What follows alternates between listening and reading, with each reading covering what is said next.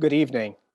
It's a great pleasure to welcome all of you to this year's Vasant J Sheth Memorial Lecture, and a privilege to be introducing Professor David Abulafia to the audience.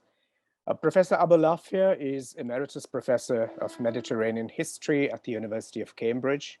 And to those of us who are fascinated by the history of the sea, his writings have always been a beacon. They've really opened up our sense of how the seas, the oceans, have really been the carriers of human culture and human history across the centuries. The history of maritime trade has been one of his key focal themes. And this is in evidence in his books. And I'm thinking particularly here of The Great Sea, A Human History of the Mediterranean, which was published in 2011. And he followed that with The Boundless Sea, A Human History of the Oceans, which appeared in 2019 and which won the Wolfson History Prize for 2020. Professor Abulafia is a fellow of the British Academy. He is Beacon Professor at the newly founded University of Gibraltar. And that is very apt because Gibraltar, of course, marks a point of entry and exit into the Mediterranean. It's also a crossover point between North Africa and Europe. It embodies the entire and confluential history of Al-Andalus, and it reminds us of how the proponents of Fortress Europe should really think of how much that continent has been shaped through the water, through the Mediterranean, through contact with the Arab, the Ottoman, the Persian, and the Indian worlds.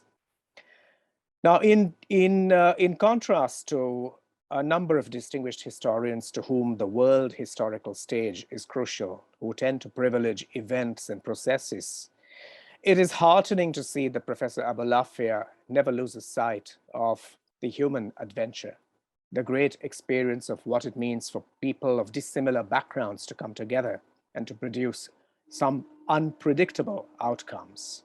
The port city, with its multi-ethnic population, has been at the center of his thought and his writing.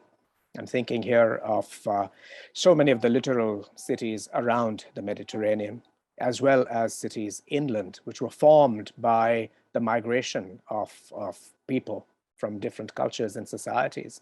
And that is a theme that exercises so many of us today in our turbulent present.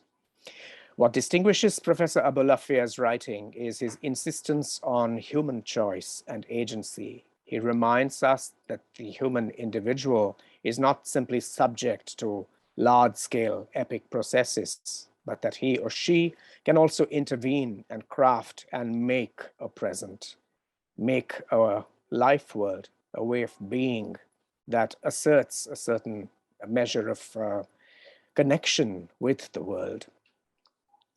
Also of great interest to those of us who read him and follow his work is his concern with the diversity of those involved in these narratives, whether it is through contact or conflict or collaboration or the formation of new communities. We follow in his writings the activity of merchants and pirates, of slave traders, of sovereigns, of governors, of itinerant scholars, and numerous other figures to whom we owe what we inherit by way of this legacy of the ocean. And this evening, he will speak to us particularly of the trade links between India and the Mediterranean between 900 and 1200 CE. It's a salutary reminder that globalization did not begin in the early 1990s, as far too many people appear to believe. What has shaped this planet, and certainly the relations between India and the Mediterranean, are waves of globalization. One thinks here of a more ancient wave, the one that's embodied in a maritime atlas like the Periplus of the Erythraean Sea, and which speaks to the connections between the Roman Orient, the Egypto-Greek world, and the west coast, largely, of the Indian subcontinent. In this axial period that Professor Abulafia is speaking of, we are excited by the memory of how pepper played such a crucial role, linking the Malabar coast through the Red Sea to the cities of the Adriatic, to Venice, as far north as Nuremberg, and out to Sicily. We think here also of those shreds of textiles in Old Cairo, known to us now as the Fustat textiles, which remind us of how cloth that was made and dyed in Cambay, in Khambat, eventually landed up in Egypt and North Africa. And then, of course, there is the entire trove of stories from the Panchatantra, from the Ramayana, from Hitopadesha, many, many sacred and secular sources of Indic literature, which traveled across Iraq, Iran, through the Maghreb, and eventually through the person of somebody like Petrus Alfonsi, came to rest in the writings of storytellers in Britain, in Italy, in France. Whether you look at Chaucer, or Boccaccio, or La Fontaine, you will see the traces of these Indian stories that have traveled far afield. And I would close my introduction with this note, that to be cultural is to be transcultural almost by definition. And we are deeply indebted to scholars and thinkers like Professor Abulafia, who remind us of this and who never let us lapse into the narrow dogmas and ignorant certitudes of nationalism. It is this cosmopolitan ideal that thinkers like Professor Abulafia remind us of and keep alive for us. Please join me in welcoming our speaker of this evening. I am David Abulafia, Emeritus Professor of Mediterranean History at Cambridge University, and it is a great pleasure a great honor to give this lecture. I'm sorry not to be in Mumbai myself, but of course circumstances across the world have made traveling extremely difficult. And what I want to talk about is really the links between India and the Mediterranean in the Middle Ages, based on some very rich evidence which historians are beginning to explore in recent years. When we talk about the trade of India before modern times, it is obvious that we need to think of the links between the subcontinent and the lands lying around the Indian Ocean, from East Africa and Arabia to the so-called Spice Islands of Indonesia and Malaysia. But India's maritime links extended far beyond those limits during the last 2,000 years, as far as China in one direction and the Mediterranean in the other direction. This lecture is concerned with the links between the Indian Ocean and the Mediterranean, mainly concentrating on the period from the 9th century to the end of the 12th century, during which the Mediterranean underwent what has been called a commercial revolution, a great economic revival that, as we shall see, was partly stimulated by trade with India and other lands around the Indian Ocean. Before looking at the links between medieval India and the Mediterranean, I should like to examine a tangentially related question: whether the Indian Ocean itself is a sort of Mediterranean. Historians of the Indian Ocean, such as Kurti Chowdhury in the UK and Philippe Beaujard in France, have characterized this space as a Mediterranean, a term that has come into use to describe not just the original Mediterranean Sea, but other bounded seas, such as the Baltic, the Black Sea, the Caribbean, and the South China Sea, across which intensive contact, commercial, cultural, and sometimes political, has been maintained across the centuries, often between different continents. To include an ocean in this list might seem daring, since it is far larger than any of the other so-called Mediterraneans, and partly as a result of that, a much greater navigational challenge. Moreover, there are plenty of blank spaces within it, areas that were penetrated only to a very limited degree by navigators in the more distant past, notably the western coast of Australia. Even Madagascar was settled very late by migrants and merchants coming from what are now Indonesia and Malaysia in the early Middle Ages. To say that the Indian Ocean covers 75 million square kilometers, or 27% of the world's maritime space, is to assume we know where its arbitrarily drawn southern limit should lie. In part, the idea that the Indian Ocean is similar to other Mediterraneans derives not from its geography, but from the methodology used to describe its history, derived from the classic work of the great French historian Fernand Braudel on the 16th century Mediterranean Sea. Braudel's conception of time, according to which the basic structures that determined life around the Mediterranean had their origins in the physical configuration of the sea and its coasts, led him to insist, curiously for a historian, that, I quote, "all change is slow," while he also insisted that human beings had little effect on what he called the longue durée, that is, the lasting shape of things over time. Many of his followers in the so-called Annales school of historians in France and beyond were inattentive to change over time, mixing together evidence from several centuries to create an image of the economy and society in one or another area of the world, without stopping long enough to think about how and why things change.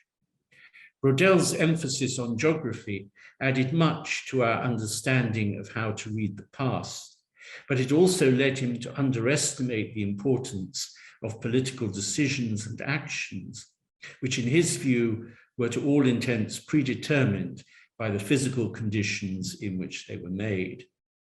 Chowdhury and Beaujard were guided by this approach, and they were also guided by Braudel's conception of a monde, a world, encompassing not just the sea, but the land surrounding it up to an indeterminate distance inland.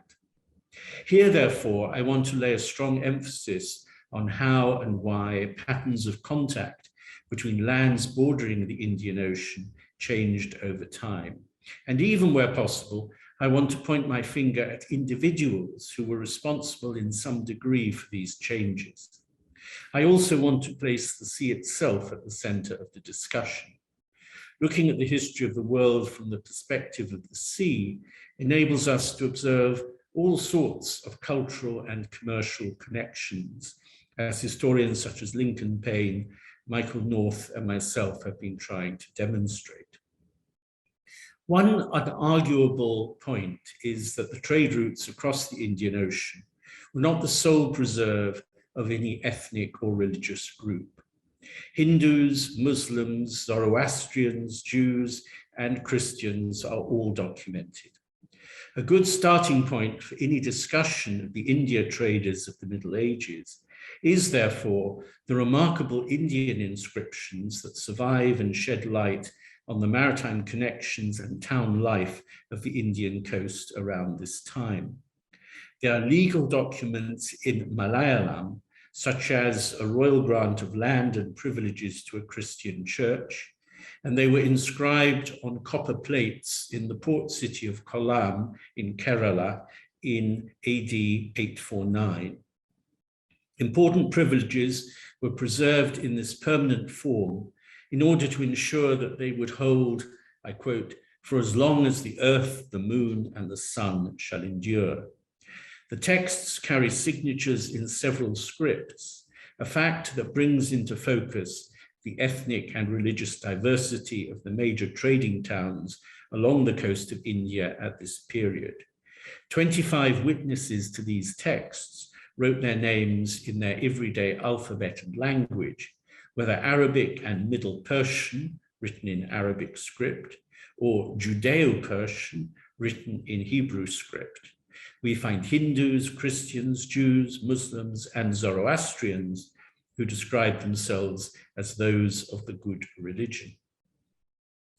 The copper plates mention the two groups of merchants trading out of Kollam, one group called Manigraman, specialized in Sumatra and the Malay Peninsula, and the other, Angkuvanam, looked in the other direction entirely towards Arabia and East Africa.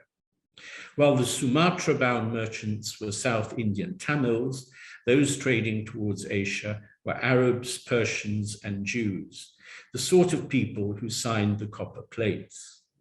These groups operated under royal supervision, and one of the plates states, I quote, "All royal business whatsoever in the matter of pricing commodities and such like shall be carried out by them." What this meant was these merchants, on behalf of the Raja, would collect taxes on the goods that passed through the port and out of the land gates. The Raja evidently believed he could trust both native and foreign merchants to act responsibly on his behalf, and he offered a warm welcome to the foreign traders because without them, Kolam would have been nothing, and his own income depended significantly on the taxes they generated. In 851, a mere 2 years after the inscriptions were made, a Muslim merchant we know as Suleiman recorded his travels across the Indian Ocean and beyond as far as China, to which he devoted most of his attention within his book. Suleiman knew Kolam, which he placed a month's journey from Muscat in Southeast Arabia. He says that ships reached Kolam from as far away as China. Kolam is depicted as the major interchange point between the trade of the Eastern and the Western Indian Ocean, which matches closely what is known about the activities of the two merchant communities recorded on the copper tablets. In Suleiman's time, the route from the important commercial center of Siraf in the Persian Gulf to India was particularly busy. But Suleiman was active before Fatimid Egypt took command of the maritime routes across the Western Indian Ocean via the Red Sea. Therefore, it is no surprise the copper documents mention Muslims and Jews of Persian origin, some of whom would have penetrated as far as China. A marvelous, though tragic, example of merchants reaching right across the Indian Ocean is recorded in the 10th century book called Wonders of India, which was composed by a Persian author called Buzurg, but written in Arabic. Buzurg told what he calls the curious tale of Isaac the Jew, who was sued by a fellow Jew in Oman and took flight to India somewhere around AD 882. For 30 years, no one knew what had happened to him. In fact, he had been making a fortune in China. In 912 to 913, he turned up again in Oman, aboard his own ship, carrying silks, Chinese ceramics, jewels, and high-quality spices. His cargo was estimated to be worth 1 million golden dinars, on which he paid a tax of 1 million silver dirhams. This may have amounted to a tax of about 12%, and it delighted the governor, but it also aroused the jealousy of other merchants. At this time, a lower middle-class family could subsist very adequately on 24 dinars per annum, so that 1 million dinars was a staggering amount of money. Fed up with the attitude of his competitors, he commissioned a new ship, filled it with merchandise, and sailed east once again en route to China. This meant that he had to pass not just India, where he seems to have encountered no problems, but Surboza, which must be the wealthy maritime kingdom of Srivijaya near the Strait of Malacca. Its Raja greedily demanded a fee of 20,000 dinars before he would let him cross the South China Sea.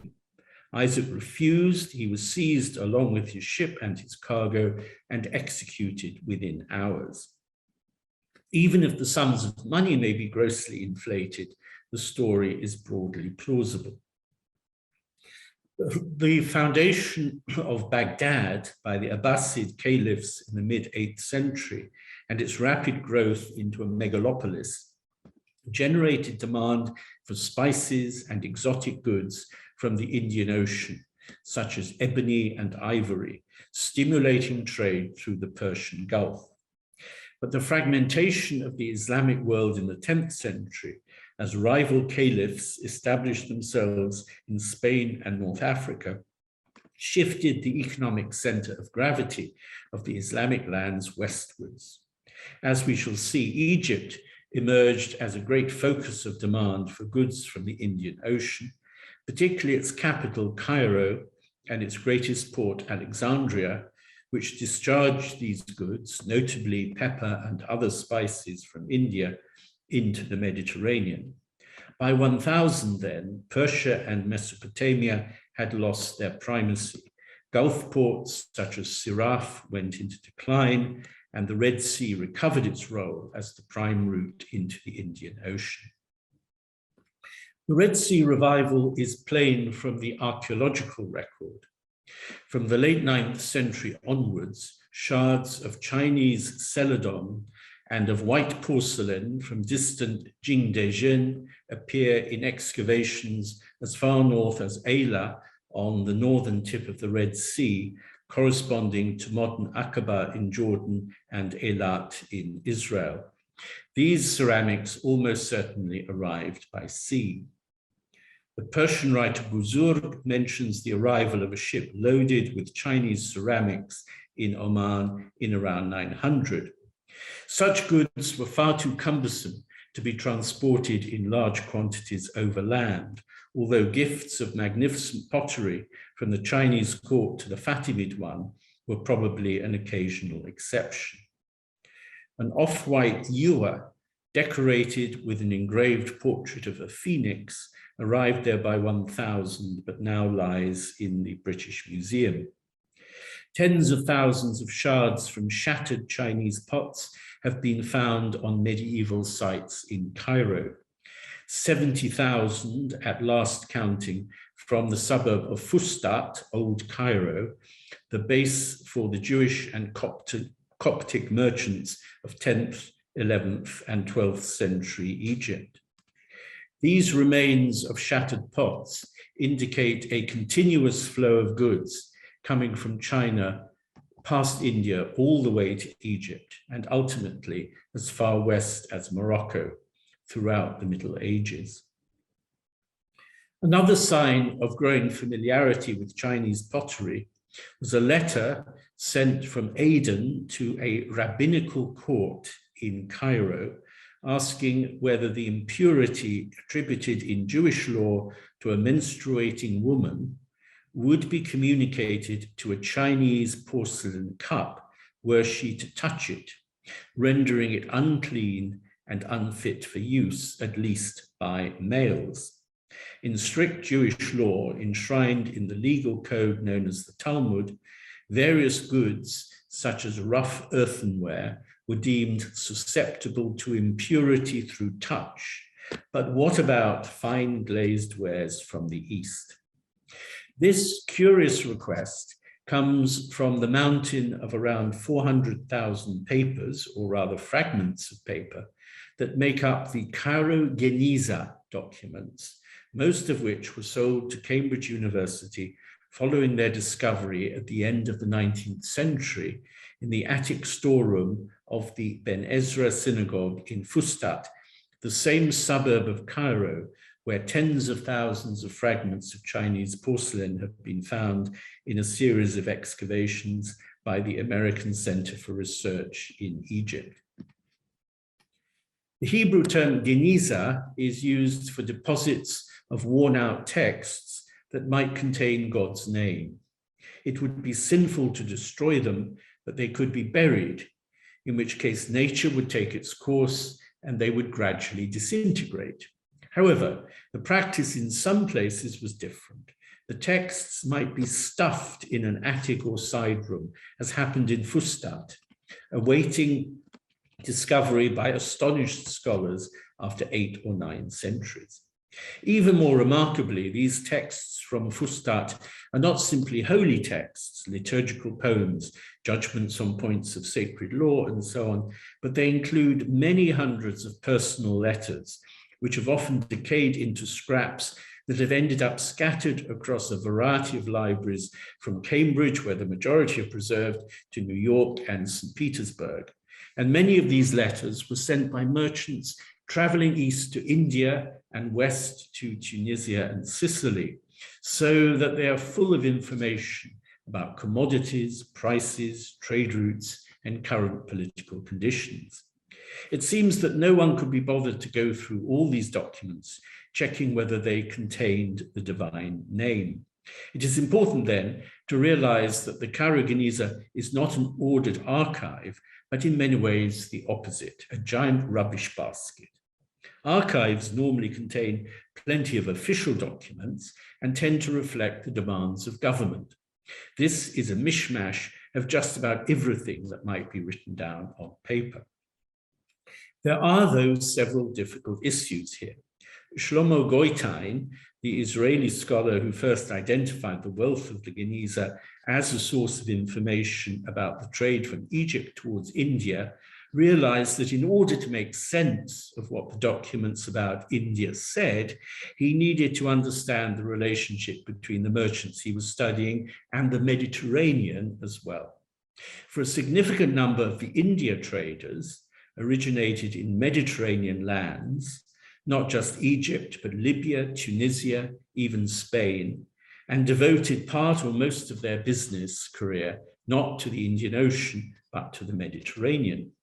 This led him to produce 6 large volumes devoted to what he called a Mediterranean society, the title of the books, beginning in 1967 with the most relevant of these volumes, which had the individual title Economic Foundations. The focus of that volume was, therefore, the ties linking the Jews of medieval Cairo, Fustat, this suburb, between about 950 and 1200, and those areas of the Mediterranean where they developed strong commercial interests, notably Tunisia and Sicily, but also lands further afield, such as Constantinople and Spain. Goitain's great aim of producing what he called his India book, based on the letters from India, was never achieved in his lifetime, although his former student Mordecai Friedman has now published a large volume summarizing, and in many cases presenting, the text of the documents concerning India and the route thither, as well as several volumes containing authoritative editions of the documents themselves, although these have only been offered in the Judeo-Arabic original, Arabic written in Hebrew characters, and a translation into modern Hebrew. Given the importance of this material for the study of trade in the medieval Indian Ocean, the decision so far not to offer a translation of all the texts into a more widely spoken language is surprising. They are difficult and challenging documents, even for experts in the field, and I claim only to be an observer who wishes to integrate the picture they present into our wider understanding of the history of India and the Indian Ocean. There are all sorts of unsolved problems with the evidence. Most of the commercial documents concern Jewish traders, but how typical were they of the wider urban population? It looks as if they were generally more interested, the Jewish merchants were generally more interested in valuable and portable commodities such as silk, spices, and jewels, rather than bulk goods like grain and salt. This suited them well for the India trade, and it means that even when we are looking at their activities in the Mediterranean, we have to ask where their luxury cargoes originated, and in very many cases, the answer is India and the Indian Ocean, often in the case of pepper, specific parts of India. An important question is whether their families had already been trading in the Indian Ocean in the past. It is equally possible that earlier generations had mainly relied on the importation of Indian Ocean products by Muslim and Hindu merchants coming up the Red Sea, and these goods were then distributed around the Mediterranean by the Jewish merchants. There is an assumption that the Jewish merchants turned towards the Indian Ocean during the 12th century as routes across the Mediterranean were taken over from them by the merchants of the Italian cities, Venice, Genoa, and Pisa, the great commercial pioneers of medieval Italy. But this view needs to be tested. Some of the evidence for Geniza merchants sailing to India dates back to around 1100, the time of the First Crusade, the war that brought the merchants of those three Italian cities extensive trading privileges in the Christian kingdom the Crusaders established with its capital at Jerusalem. Although the Italian merchants had occasionally been sailing across the Mediterranean as far as Alexandria before then, it is difficult to argue that these Italian merchants, all Christian, had a preponderant role until their involvement with the Crusades enabled them to take charge of many of the trade routes linking the Middle East to Europe. But their Levant trade depended significantly on the availability of spices in Alexandria. Inevitably, they relied on others, such as the Geniza merchants, the Jewish merchants, to supply the goods from India and beyond that they craved. Thus, one question that needs to be asked is whether the traffic of Jewish merchants from Cairo towards India was kick-started by the competition of the Italian merchants within the Mediterranean and the gradual exclusion of the Geniza merchants from their customary routes carrying silks and spices across the Mediterranean, at least as far as Tunisia and Sicily. Or we could turn the whole picture around and say that the arrival of the Italians stimulated the India traffic of the Geniza merchants, because the opening of trade routes capable of carrying large quantities of silk and spices towards Christian Europe meant that demand for these goods boomed. Ports such as Alexandria needed to fill their warehouses with luxury products from India and the Spice Islands.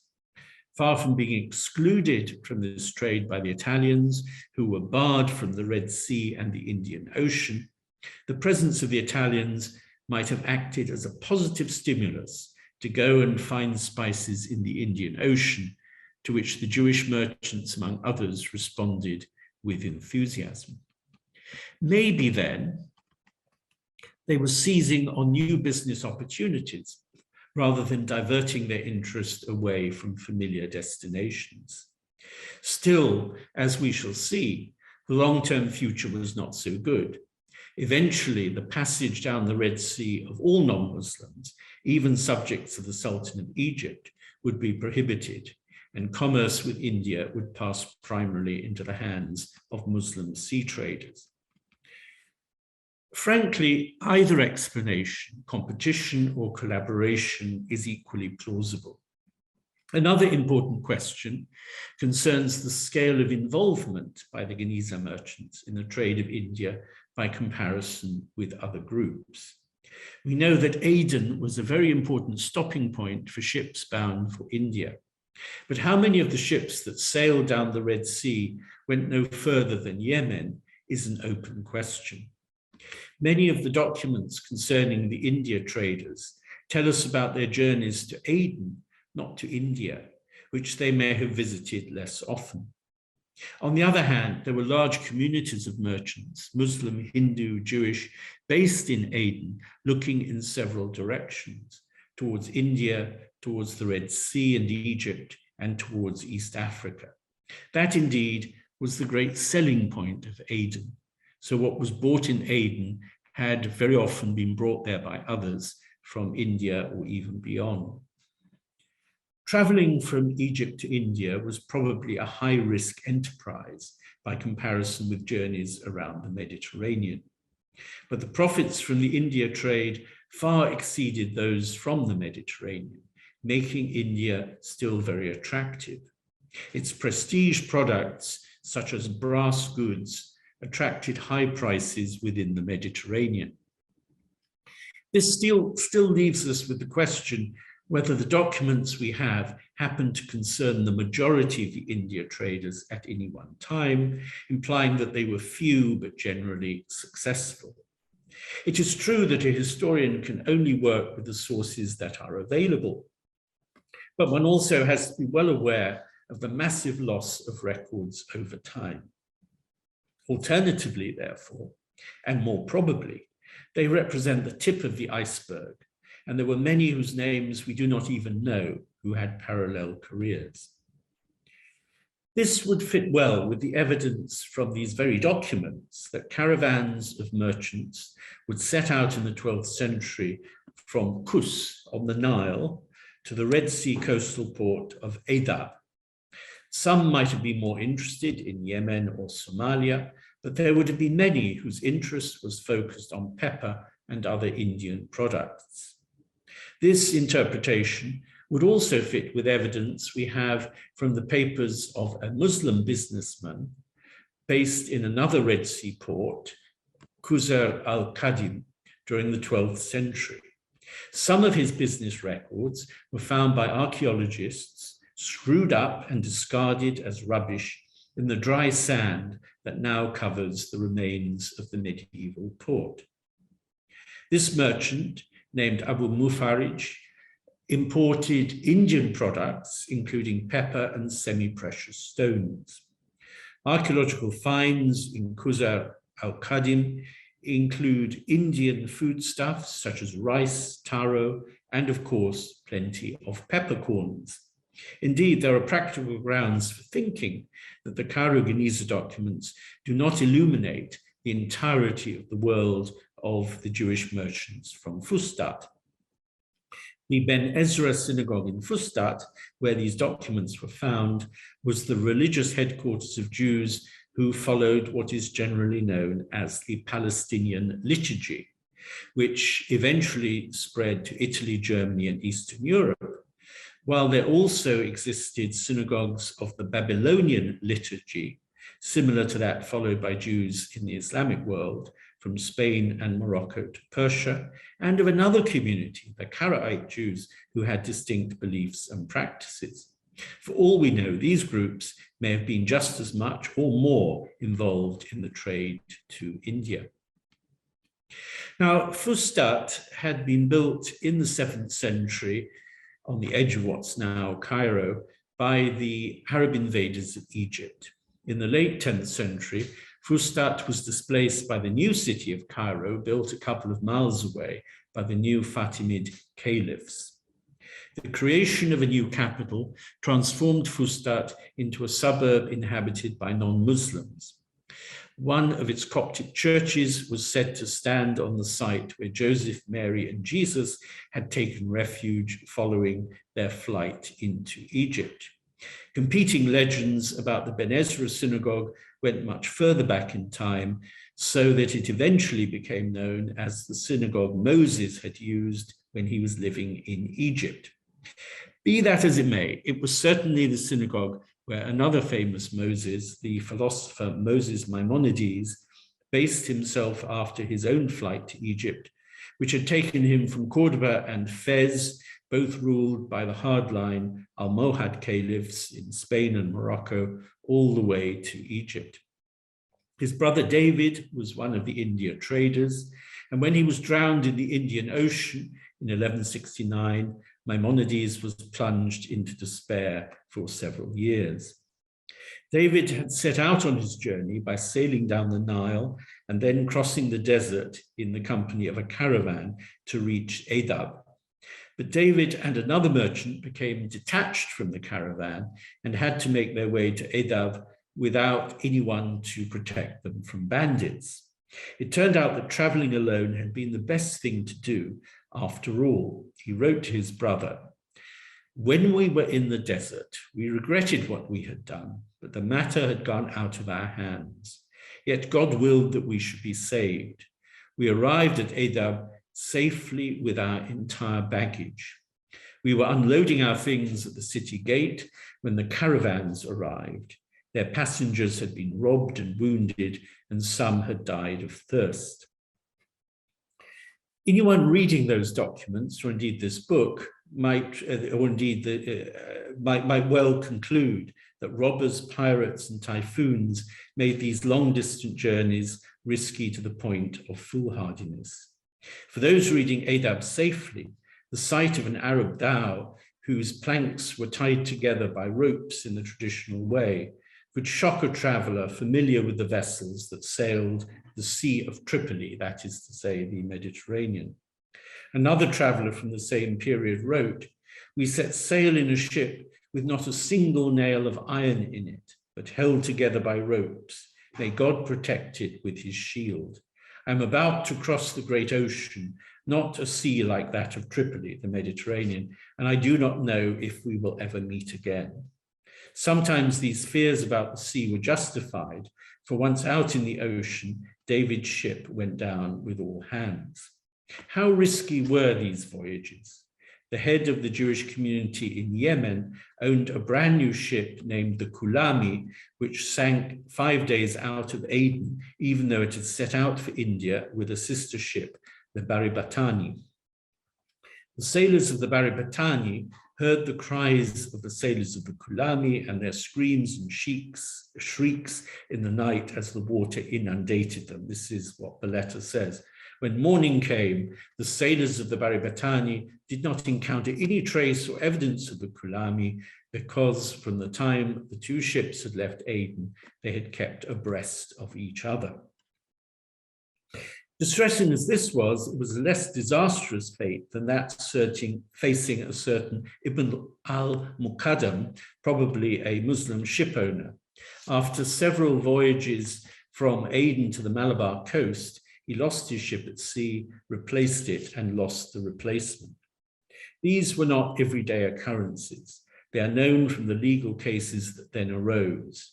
It was very important in Jewish law to be able to certify that those who had been shipwrecked had indeed died, so that any widows would be free to remarry. The recurrent references to shipwrecks in the merchant letters reflect the simple fact that letters were more likely to be written to report disasters than smooth voyages, which were certainly the norm.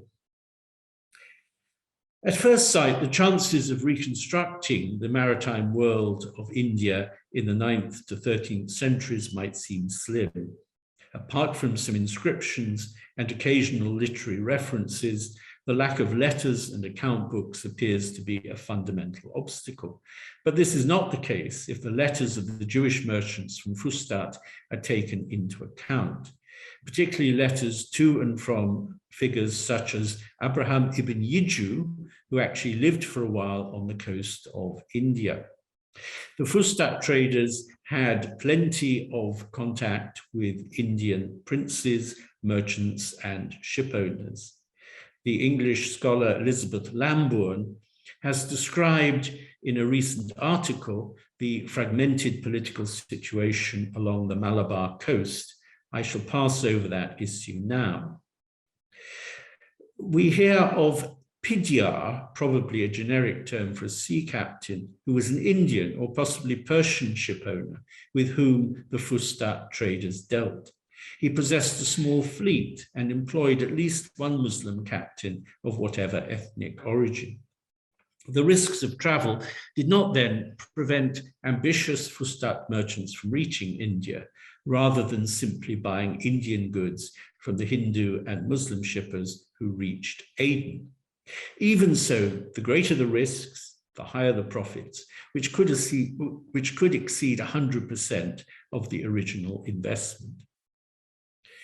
A few merchants who plied back and forth across the medieval Indian Ocean are known by name, thanks to the Geniza documents. Joseph ben David Lebdi came from a family that had been living in what is now Libya. The name Lebdi refers to the ancient city of Leptis Magna in Libya. Later, he lived in Mahdia, a very important political and commercial center on the coast of Tunisia, famous as the terminal of caravans carrying gold dust across the Sahara from Timbuktu to the Mediterranean. This was a trading family and trading firm that looked in two directions. While his brother set out on a trading expedition to Muslim Spain, his ship apparently sank, he drowned, and all the goods were lost. Joseph organized 2 expeditions to Gujarat, one in 1094-7 and the other in 1099 to 1101, the latter taking place just when the First Crusade was disrupting the Eastern Mediterranean, including the lands controlled by the Fatimid caliphs of Egypt. In 1101, Joseph returned to Egypt from Gujarat with 80 bales of lac, 50 bales of pepper and other goods. The resin lac, derived from the secretions of insects, was a particular favorite among merchants trading between India and Egypt, and was used as a dyestuff and finishing product, even as a medicine. Goitein and Friedman, in their edition of the documents, have described him as a kind of pioneer in the commerce with India. But this is an odd characterization. Goitein and Friedman admit he was surely not alone in trading towards India. It is inconceivable, after all, that one merchant, even a very wealthy one, would fill a single ship with his own goods and take the risk of consigning all his assets to the open seas. People knew how to spread their investments across several enterprises. Lebdi's career suggests that he was indeed the tip of the iceberg, an eminent member of a much larger group of merchants of different faiths who invested in trade between the Mediterranean and India. His son Barakat took up the reins in due course and diversified the business further. He was trading in Indian textiles and spices, such as cinnamon, in the early 12th century. Moreover, it seems very unlikely that Joseph was one of the first Fustat merchants to develop an interest in India. Demand for goods brought across the Indian Ocean was high from the 10th century onwards. The Fatimid caliphs accumulated large amounts of Chinese ceramics, and as has been seen, these mainly arrived by sea in separate stages, from southern China to Sumatra, from Sumatra to southern India, from southern India to Aden, and from there to Egypt. These links between Tunisia, Egypt, and India were facilitated by the presence of powerful Jewish merchants in Aden. Madmun ben Hassan Yafet was of Persian origin and presided over not just the Jewish merchant community in Aden, but the much larger Jewish community of Yemen. He was described in the documents as, quote, the confidant of the lords of the seas and the desert, enjoying close links to the Muslim governor of Aden. He was superintendent of the port of Aden and also owned ships, as did his son Halfon, who lost one of them on the route between Aden and Kolam. Ship owners came from a variety of communities. Mahruz ben Jacob was a Jewish ship owner who was active in the 1120s and 1130s. Although he sailed on the route from Aden to Mangalore and traded in iron, cardamom, lac, and pepper, he was happy to recommend the services of an Indian merchant named Tinbu. Tinbu is described as a nakhoda, a term often applied to a merchant who, in conjunction with the captain, supervised the cargo and was to all intents the chief merchant on board ship, what in the 18th century European traders would have called the supercargo. One merchant who appears in the Geniza documents has become especially well known, having served as an inspiration to Amitav Ghosh in his delightful account of his own experiences in Egypt and India in an antique land, published in 1992. Abraham Ben Yiju was a Jew who originated in Mahdia, the center of the gold trade on the Tunisian coast, which I've mentioned already, but moved to Cairo and then Aden, buying and selling all the while. He set out for India in around 1131. Ghosh surmised that he was fleeing from trouble in Aden, whether accusations of financial malpractice or some act that had offended the local ruler. In 1132, Abraham found himself at Mangalore on the Malabar coast. Using in part the world geography completed by the Muslim scholar Al-Adrisi at the court of King Roger II of Sicily, Elizabeth Lambourne, whom I mentioned earlier, has suggested that at this time, the town, Mangalore, stood only at the start of its rise to commercial prominence. Documentation about it becomes richer a century later. On the other hand, Idrisi, who came from Ceuta, the northern tip of Morocco, never traveled to the Indian Ocean and often used very old Arabic sources. It would certainly be interesting if it were possible to prove that Abraham and his Fustat colleagues were pioneers in the long-distance trade of Mangalore. Be that as it may, this area became known as far away as China, where in the early 13th century, the geographer Zhao Rugua described the people as dark brown with long earlobes. They wore colorful silk turbans and sold pearls fished locally, as well as cotton cloth. They used silver coins and they bought silk, porcelain, camphor, cloves, rhubarb, and other spices that arrived from further east. But in his day, he claimed few ships made the long and difficult journey from China. This was a pessimistic judgment, echoing consciously or unconsciously the reservations of the 9th century merchant Suleiman about Chinese trade with Iraq, because the quantities of Chinese goods found in Egypt and other parts of the Middle East prove that contact was intense and continuous, and also very profitable. But one has to understand that it was undertaken in stages. So the number of ships going directly all the way from India, or indeed Aden, to China was probably very low at this particular point. For Abraham Beniju prospered while he was based in Mangalore. He bought a slave girl there, then he freed her, which had the effect in Jewish law of converting her to Judaism. He gave her the Hebrew name Barakah, or blessing, and after that he married her and raised a family. Meanwhile, he was sending goods up and down the coast of Western India. He made a lengthy visit to Aden around 1140, but he stayed most of the time in India until 1149. Abraham set up a factory where bronze goods were produced, trays, bowls, candlesticks, sometimes quite intricate in design, to judge from a letter from Aden ordering some custom-made metalwork from him. Sometimes raw metal or metal scraps were sent eastwards from Egypt and Yemen by Jewish merchants, and they seem to have been melted down in factories of the sort that Abraham established, and then turned into brand new objects that were sent back westwards. There was strong demand for Indian brass and copper trays, implements, and ornaments back home in Cairo. He imported arsenic from the West, for he was told there was strong demand for it in Sri Lanka, where it was used in medicine. He brought in Egyptian cotton and sent out iron, mango, and coconuts, working with Banyan, or Hindu, Muslim, and Jewish partners. The Muslim partners of Beniju included a wealthy merchant named Ramisht from the trading center of Siraf in the Persian Gulf. Siraf had passed its peak by the 12th century. However, Ramisht owned several large ships and was well trusted. But even then, things could go badly wrong, for one letter says that 2 of his ships sank and were total losses, including valuable cargo belonging to Abraham Beniju. Wealthy merchants needed some resilience. As I've said, it was important not to place all one's eggs in the same basket.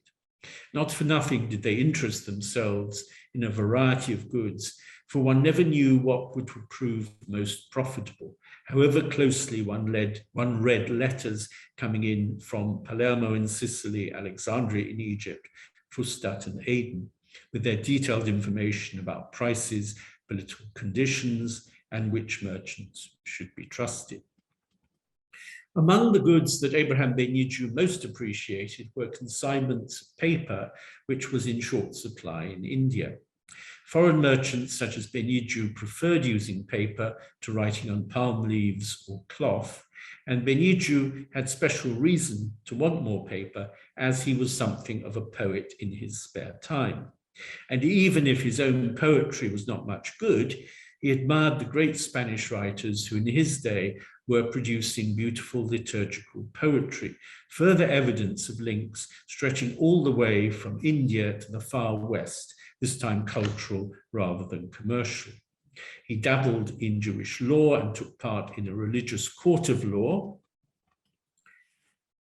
or Bet Din, in India. There seems to have been another Jewish court at Barigaza, the ancient center of Indian Ocean trade in the northwest corner of India, and we know that Geniza merchants traded through Barigaza. All this suggests that he was far from alone in Mangalore. There were other Jews up and down the coast, and there must have been even larger communities of Muslim merchants, not to mention the Indian merchants who sailed westwards, but also, along with the Malays, ensured that connections to Malaya and Indonesia and even China were maintained. Now wealthy, Abraham had hoped to settle for the rest of his days in Mahdia or somewhere near there. But just after he left India for Aden, he heard that Roger II, the Christian Norman king of Sicily, had conquered the coast of Tunisia and wondered whether it was safe to return. It seems that he remained in Fustat instead. It is hard to recover a sense of what it was like to live in Mangalore, so far from home, but the nostalgia for North Africa that Beniju showed when he had made his fortune reveals that he saw his trading career in India as just that, a career which would eventually, if his luck held, make him rich enough to return to the land of his ancestors, taking with him his Indian wife and his children, for whom this would be a new world. Among Abraham's papers, there's a unique luggage list from 1149. What appears to be an inventory of the items to be loaded on board ship when Beniju finally departed from Mangalore with his family, bound for Aden and Cairo. His luggage list is the subject of fascinating scrutiny by Elizabeth Lambourne in her recent book, Abraham's Luggage. Why, she asks, does it contain these particular things? One might easily pass by the presence of wheat without remembering that bread, rather than the local staple rice, forms part of the regular Sabbath rituals which Abraham almost certainly observed, as does grape wine, which was even less easy to obtain in medieval South India. Lambourne shows that Abraham received raisins as gifts from his correspondents further west, and argues that wine made from raisins steeped in water was used as a substitute, as it certainly was in Eastern Europe in more recent times. India was the interchange point between what at first sight appeared to be two trading networks, or even three, from Egypt via Aden to the Malabar coast, and from the Malabar coast to Malaya and Indonesia, with a further extension to Chuanju and other Chinese ports. But when the goods traded come under consideration, it looks more like a single line of communication, linking Alexandria in the Mediterranean to China, along which silk, spices, porcelain, metalwork, and also religious ideas were transmitted, the Silk Route of the Sea.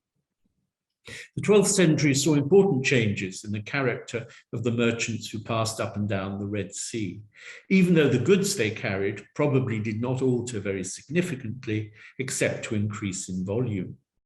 The increasing sensitivity of the Muslim rulers to the presence of non-Muslims in the Red Sea was in large part the result of the attempt by a Crusader lord, Renaud de Châtillon, to launch a fleet on the Red Sea during the 1180s with the aim of attacking Mecca and Medina and of launching pirate raids on traffic passing through the Red Sea.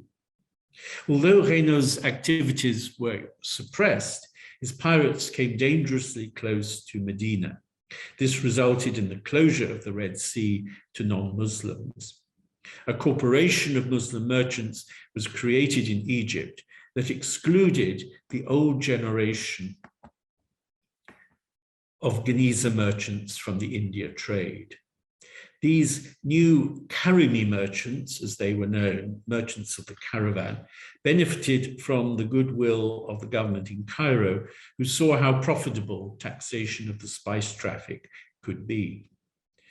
Trade brought exotic objects, but what was known further west of the land where they originated? There is a particular description of a journey across and perhaps beyond the Mediterranean that is important here. Written in the second half of the 12th century, the Sefer Masaot, or Book of Travels, of Rabbi Benjamin of Tudela from northern Spain, includes a lengthy description of India.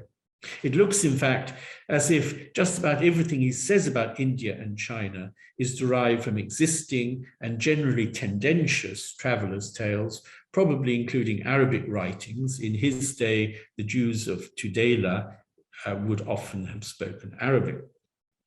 Some of these sources were very old, but he also tells us that he spent time in Cairo, where he knew of the synagogue of the Geniza merchants. They too were a very probable source of information. The result was a mishmash of precise data and fantasy. The exact information comes first in the narrative. We're told that it is 7 days' journey from the pearl fisheries of the Persian Gulf to Kolam, which is the beginning of the country of the sun worshippers, as he describes them. The people are black-skinned and honest in commerce. When foreign merchants arrive in port, 3 royal officials go down to greet them and record their names, after which they are conducted to the king. Since the king makes himself responsible for their goods, the goods may safely be left out in the open. Benjamin's emphasis on Kolam is reminiscent of the account of Suleiman's travels in the 9th century. And there is no way of knowing whether Benjamin was recycling material from the 9th century or possessed more up-to-date information. The one thing one can say is that he evidently did not travel there himself. This is the land where pepper, supposedly white as snow, grows along with ginger and other spices. Benjamin even describes the processing of peppercorns, which he says are dried in the fiercely hot sun until they turn black. Although the majority of the population observe what to him are strange rituals, particularly concerning the dead, throughout the island, which island, you might ask, Jews are also found, and they, like the rest of the Indians, are black. These Jews are good and benevolent. They're also reasonably learned in the Mosaic law code and have some knowledge of the later law codes recorded in the work I mentioned earlier, the Talmud.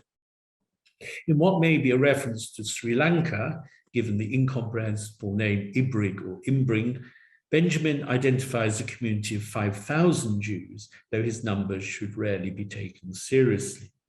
He is much more interested in stories about self-immolation, which he avers is regularly practiced by the great men of the country, but leads to what he calls trickery and witchcraft on the part of the priestly class. He says nothing about any commercial links managed by Jews or anyone else. And then he moves on to a brief description of China and the route thither.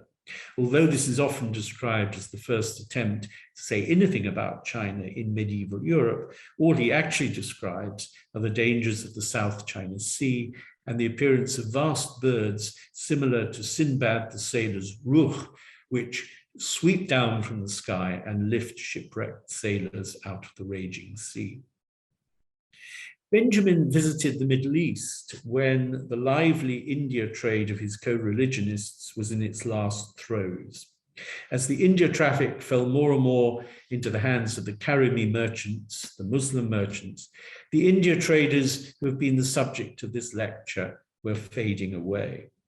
But in their prime, they had brought the Indian Ocean and the Mediterranean into a close and harmonious relationship, capable of linking India to Sicily and Spain.